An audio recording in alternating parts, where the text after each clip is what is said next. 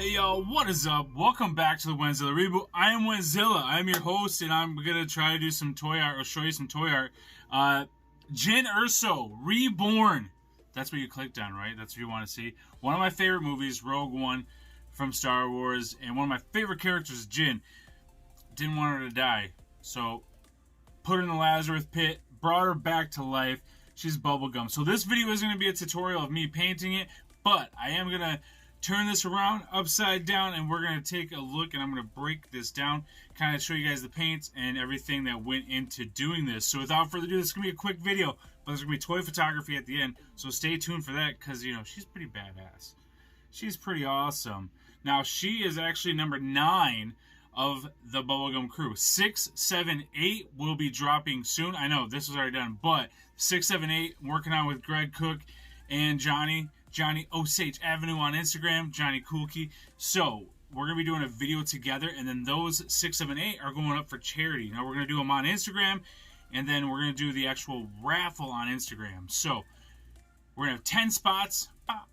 10 spots, $20 a piece, and then all of the money, all of it is going to go to charity. I believe Johnny's picking mental health, and I'm not sure what Greg's going with, but then I'm going to take from my figure and split it. So each one is going to earn $200 for charity. So then we're going to give those to whoever wins it when we do like a raffle, the raffle part. Anyway, it'll all make sense once that video comes out. But without further ado, I want to show you guys this one. Miss Jyn Erso, and then pictures at the end. So here we go.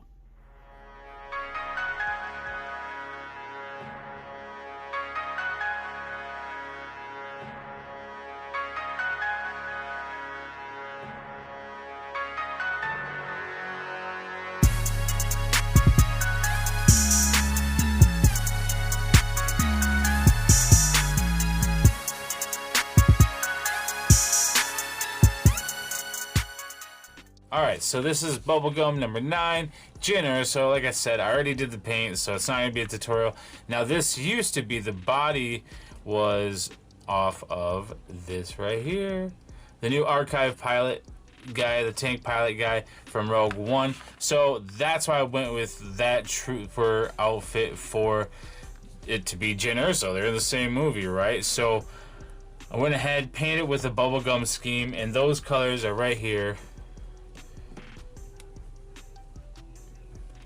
We got Temple Guard blue and Emperor's Children pink. Ooh. Those two make that. And then I'm always using, I always want the yellow and red to be part of the scheme also. So, any of the reds really. But I usually go with the Mephiston. I don't even know how to say that right. And the sunset yellow right there. It's not even like a yellow, it's like a cool mix between yellow and orange. So those are the two colors I go with that. I did do a little bit of purple, just a simple purple right here. It was around the mask part right here. And now with this, I just have a little bit of tack putty in there, and this holds it right on there. And then I also wrap the neck like Johnny does on his customs, Johnny Coolkey, which you guys have seen on the channel. I believe he's a couple episodes ago. But I like the way he wraps the neck, so I kind of stole that idea, and now I'm doing it. So, but if you see inside here, on the eyes, I use a little bit of the Tamiya glossy red. It's almost like a blood kind of looking color. I thought that'd be really cool. But yeah, the purple I use in between the yellow and the silver. I use a little bit of purple. That's the only place I really use the purple, except for the ribbon, which I use right here on the holster. The ribbon right here is black, but here's the ribbon that I use. A lot of the people are using the customizing community, so I use this. It's like the thinnest I think that they sell, but it looks really cool. Works really well for straps. But I use the purple right here. I use some orange down there because Johnny actually started using orange because he's doing number. Was he doing number 8? Yeah, number 8, and on his, he used some orange on the belt and stuff, and I was like, oh, well, let's bring orange into the scheme too. So it's really cool because everyone's kind of adding their own thing to this. It's really just a scheme, and it just kind of took off. I didn't realize that, you know, how big it would be. Then this Fortnite gun. I believe it's for a 3 3/4, 1/18 scale. But went ahead and took that, repainted it, gave it that acid rain feel. So first I hit it with corrosion, which is right here, the technical corrosion. So hit it with some of that. That kind of gives you a good base. And you don't have to do it that way. You can paint it first, corrosion, then paint again. However you want to do it. There's tons of ways that you can, however you want to do your weathering. And then hit it with the charcoal. Now, someone was asking me what charcoal I use. The Soho is good. Right here. The Soho works pretty well for the black. They also have, I think the one that comes with this one was like a silver like brush. I already got dirty. Was like a silver brush, kind of metal look, and that worked out really well too around like metal areas. But I'm usually always going with the Vallejo right here. If you watch any of the other videos, Vallejo, I like it a lot, works really well. And then for my clear coat right here, now I clear coat sometimes before I do the weathering because it helps the powder stick a little bit. You don't always have to do that. It just looks a little bit better. And then after weathering, I hit it again. And I go about 16 inches to... There we go. So it's not all bright.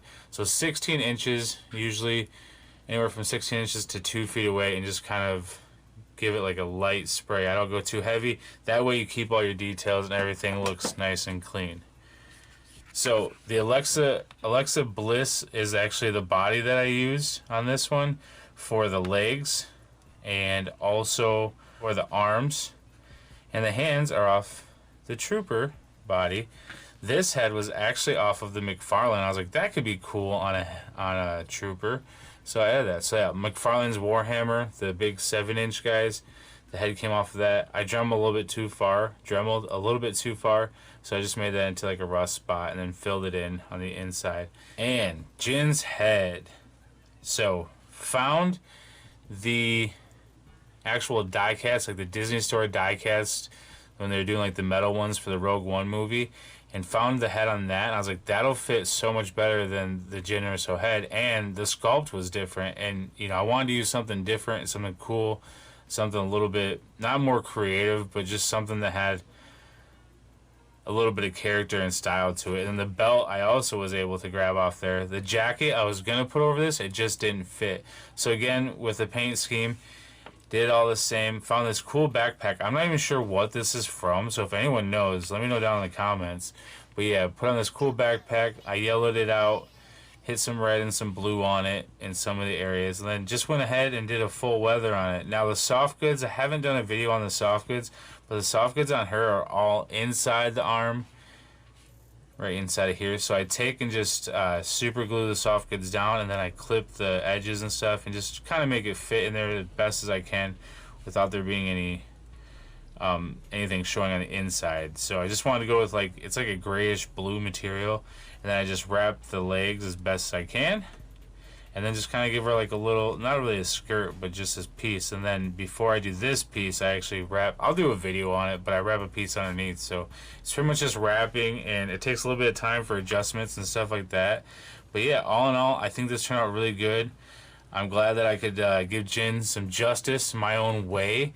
And yeah, she's already sold, so this is going to be going to my Jaimie, my good friend, and yeah, he's getting this, and then he's also getting another one that's going to be really cool, and I can't wait to show you guys that video, which I'm already done with, but, you know, I got to take some pictures of Guy and, you know, make it look cool. So, for this, he's getting the gun, he's getting the figure, and he's also getting a helmet. So that's what I'm trying to do. I want to do like a specialty thing where either they have double the heads, like one masked, one unmasked, or a specialty weapon, or both. In this situation, we did both. So, thanks for watching.